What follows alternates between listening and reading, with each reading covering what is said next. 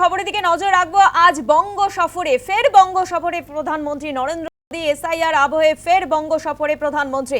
আজ নদিয়ার তাহেরপুরে সড়ক প্রকল্পের উদ্বোধন করবে, শিলান্যাস করবেন, রাজনৈতিক সভাও করবেন প্রধানমন্ত্রী নরেন্দ্র মোদী। ভোটমুখী বঙ্গে মতুয়াগড়ে আজ মোদী। রানাঘাট লোকসভা কেন্দ্রে সভা করবেন। কলকাতা থেকে বায়ুসেনার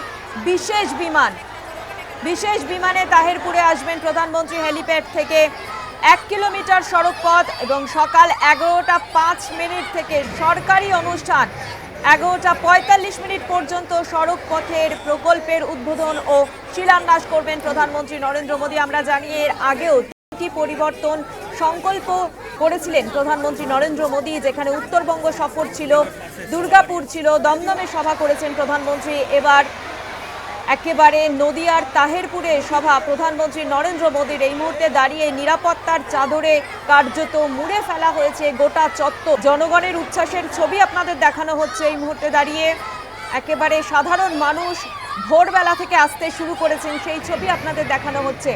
প্রধানমন্ত্রী তিনি সভা করবেন।